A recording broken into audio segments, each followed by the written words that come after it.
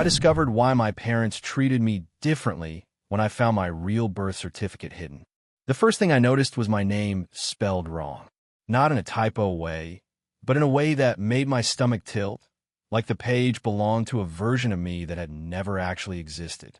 I was sitting cross-legged on the floor of my parents' study, dust floating in the sunlight, holding a blue-tinted certificate that had been wedged inside a manila envelope labeled Insurance 1994.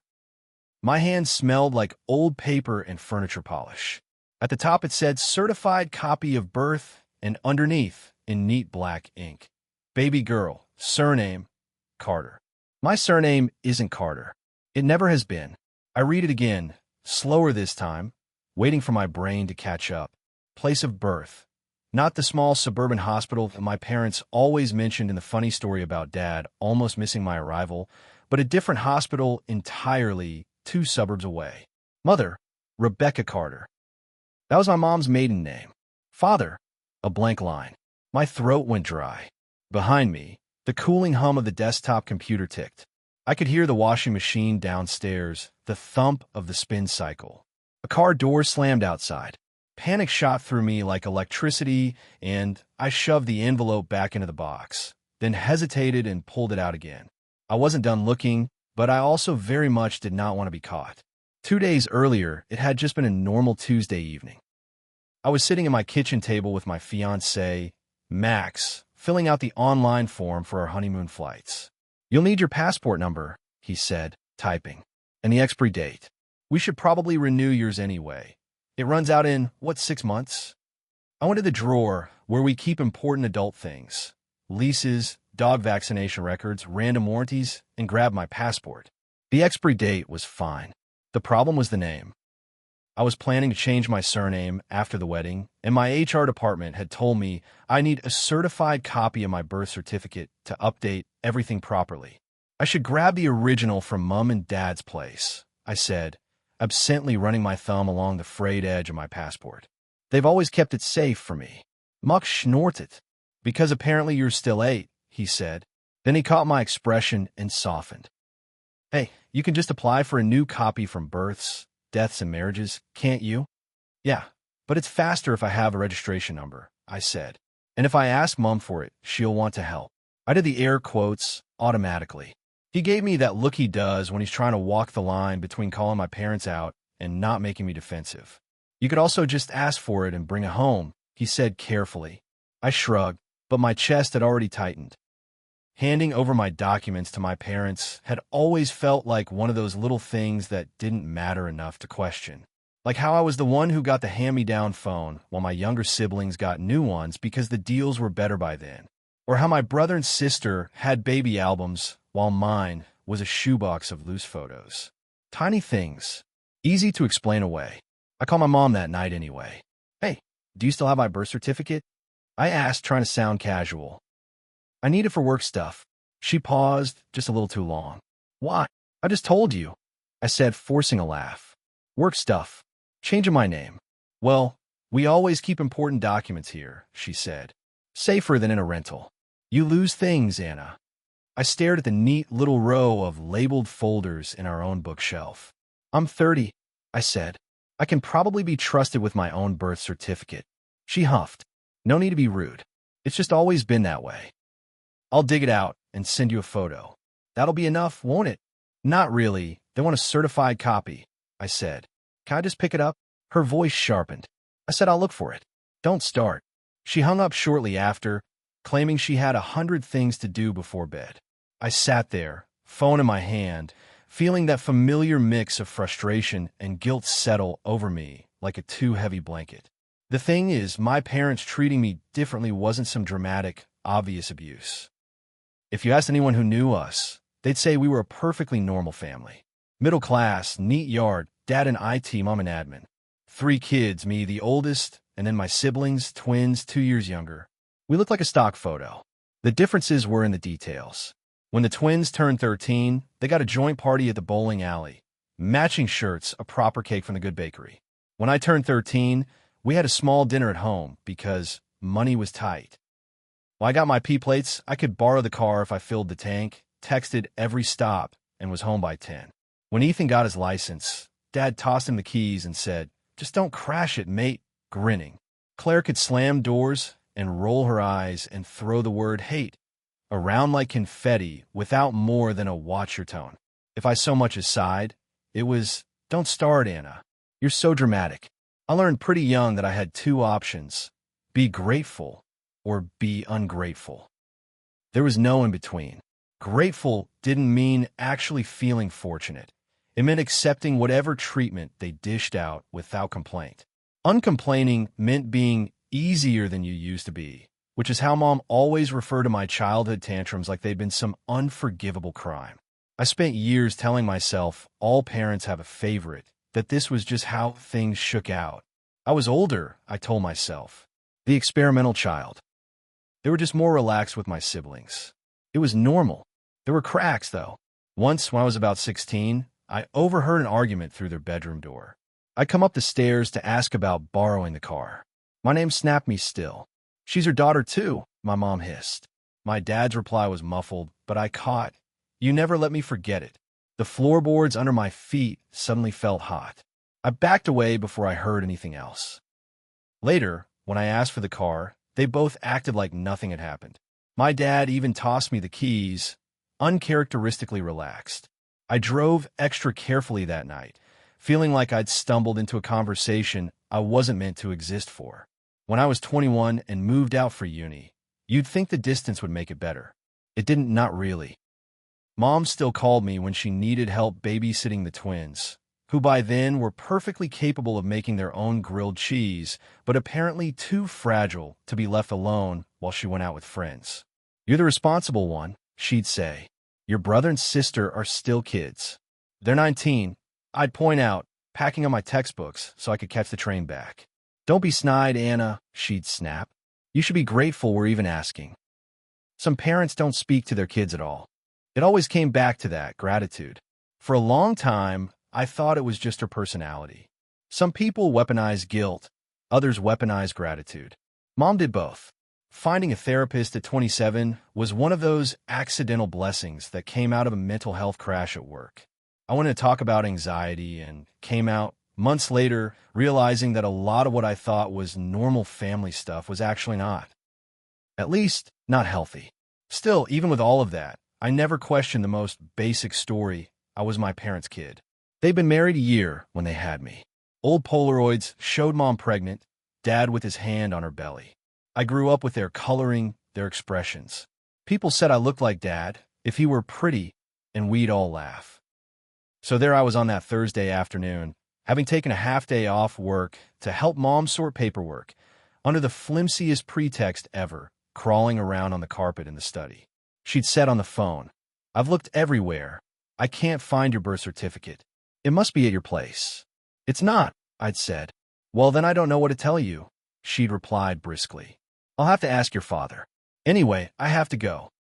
All my therapists talk about trusting your instincts came rushing back. My instinct said she was lying. My instinct also said she'd kill me if she caught me snooping. Mom had a regular Thursday afternoon Pilates class. Dad worked late on Thursdays. The twins had moved out by then, so the house was empty. I let myself in with the spare key they still kept under the same fake rock by the front step they'd used since I was 12. I told myself I was just going to check the obvious places. The locked metal file cabinet where they kept tax stuff, the plastic folder labeled kids' documents that I'd seen Mom pull hearing test result from years earlier. It wasn't breaking and entering. It was accelerating a process that should have been straightforward. The kids' documents folder held the twins' birth certificates, immunization records, even their swimming certificates, neatly laminated. Mine was not there. The metal cabinet had Dad's obsessive tax records, bank statements, house deeds. No birth certificate. That's when I clocked the mismatch box shoved behind the others on the top shelf. Everything else was labeled with Dad's neat block capitals. This one just said MISC in Mom's more loopy handwriting. Inside were old insurance renewal letters, expired warranties, some birthday cards from relatives I barely recognized, and the envelope, Insurance 1994, the year I was born. I slid my finger under the brittle flap, expecting some boring document about life insurance. Instead, I found two things. The first was the blue-tinted birth certificate with baby girl Carter and the blank father line. The second was another certificate, newer, whiter. My name on this one was exactly how I knew it. Anna Louise Mason. Same date of birth. Same weight. This time, the place of birth was the hospital my parents always mentioned, and in the line for father was Thomas Mason. My father, except apparently not always. My pulse thudded in my ears. The room swayed just enough that I had to sit back on my heels. Two versions of my first day on Earth, right there in my hands. One with my dad, one without. Both with my mom. I checked the dates printed at the bottom. The baby girl Carter, one had been registered 2 days after I was born.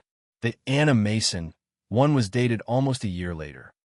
I did not have a law degree, but I had watched enough true crime documentaries and sat through enough HR onboarding sessions to know that you don't just get a do-over on a birth certificate unless something significant changes.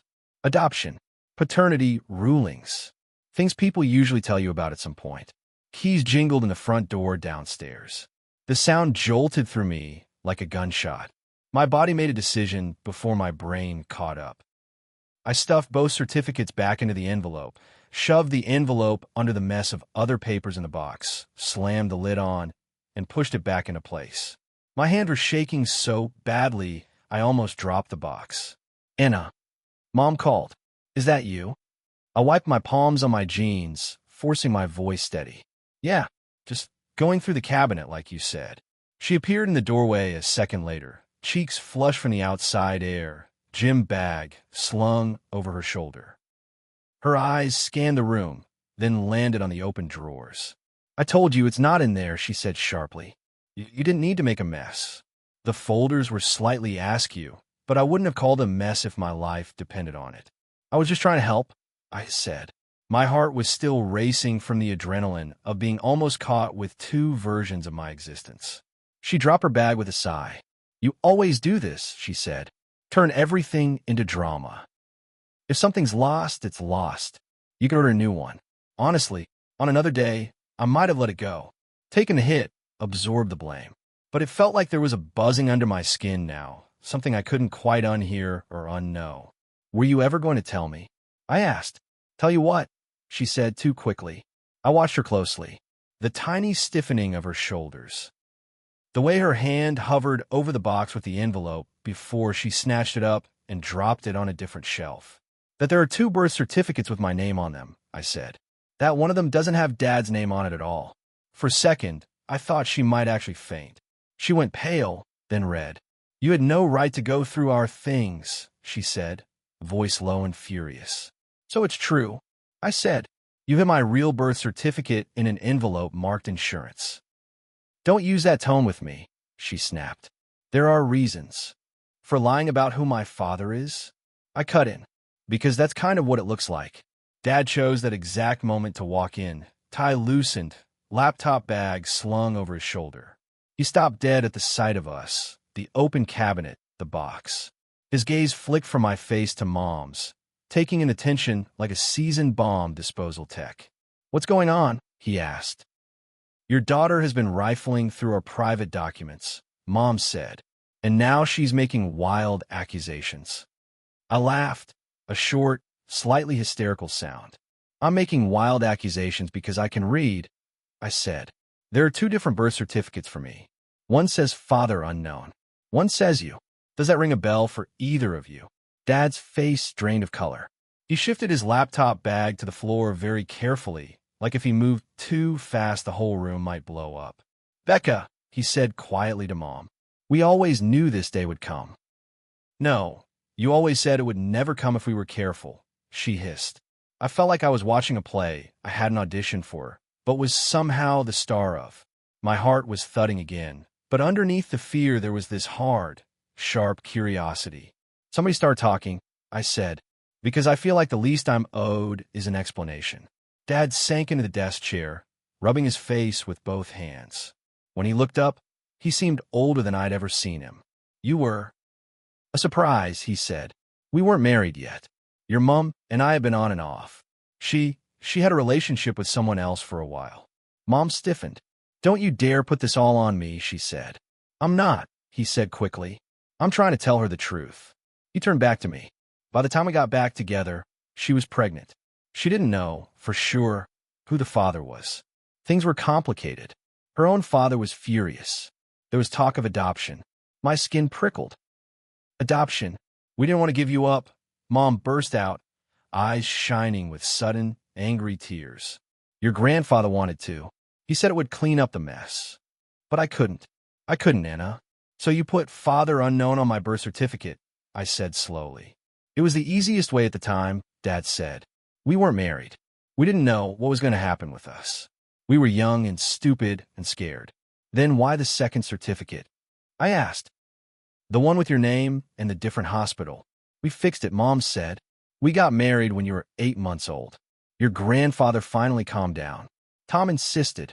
I wanted you to have my name, Dad said. I wanted to make it official. So we went to court and had the record amended. They re-registered your birth. That's all. That's all. I repeated. The words felt like ash in my mouth. Like this is a clerical error. Like it's just a fun little paperwork story. Mom's eyes hardened. What else did you expect? She said.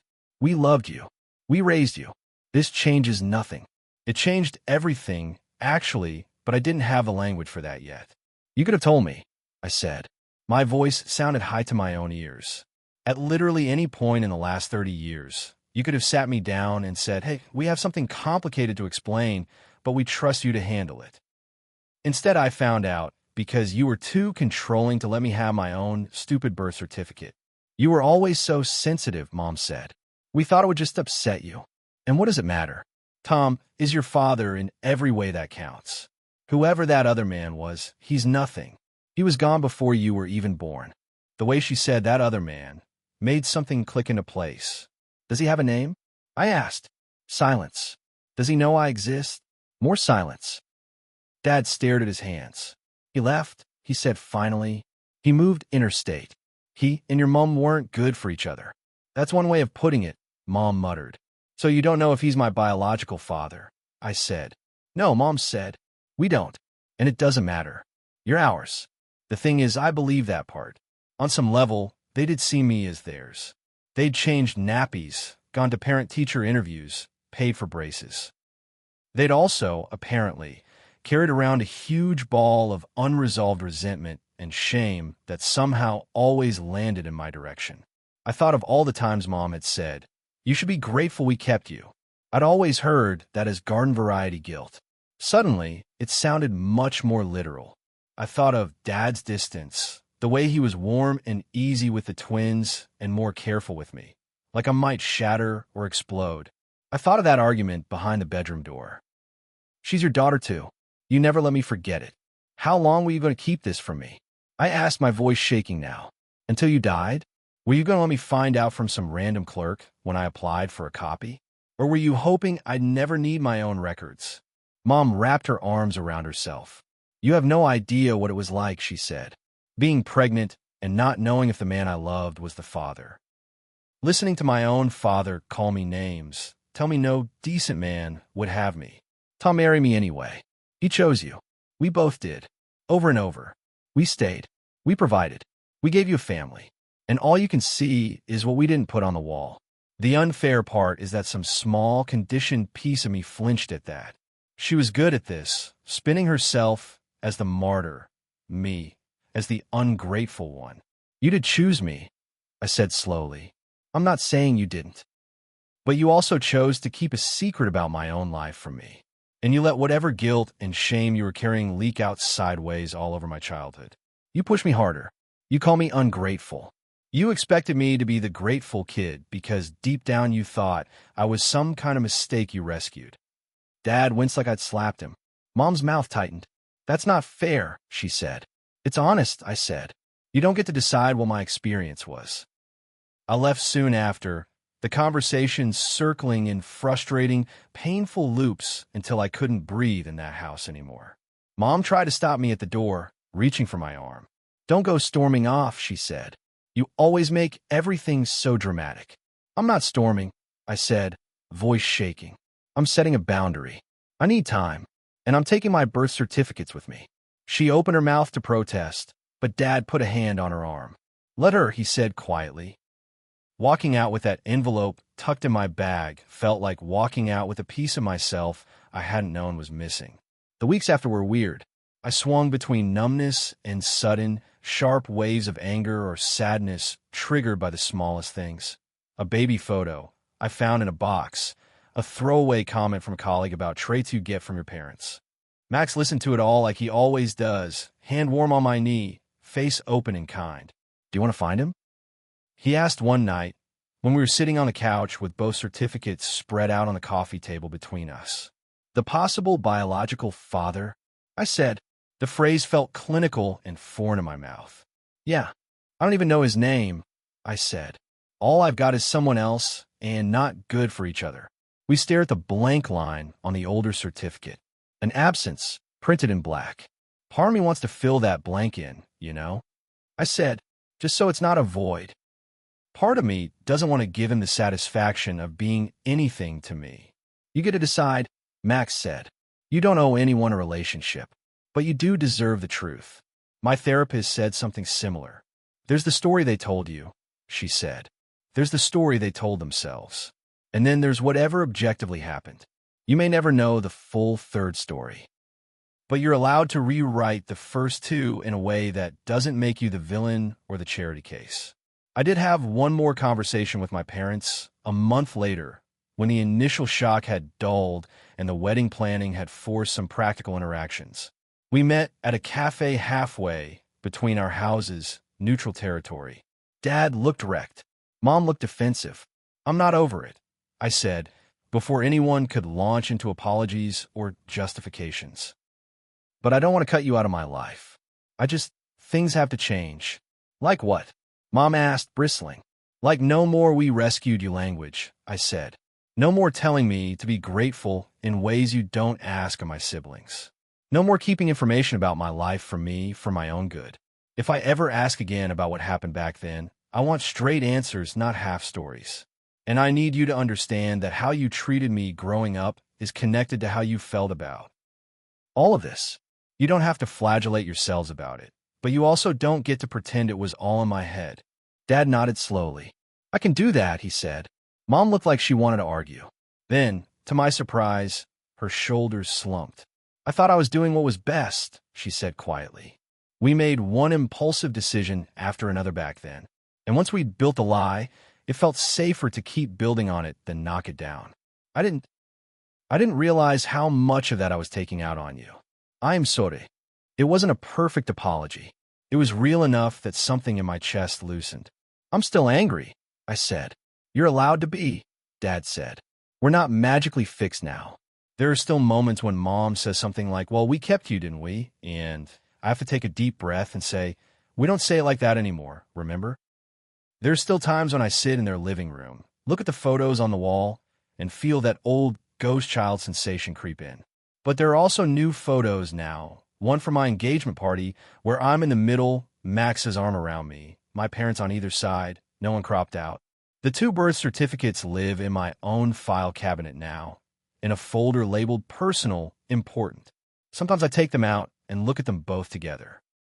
The first one, with the blank father line, feels like a ledger acknowledging that something messy and unresolved happened before I ever took my first breath.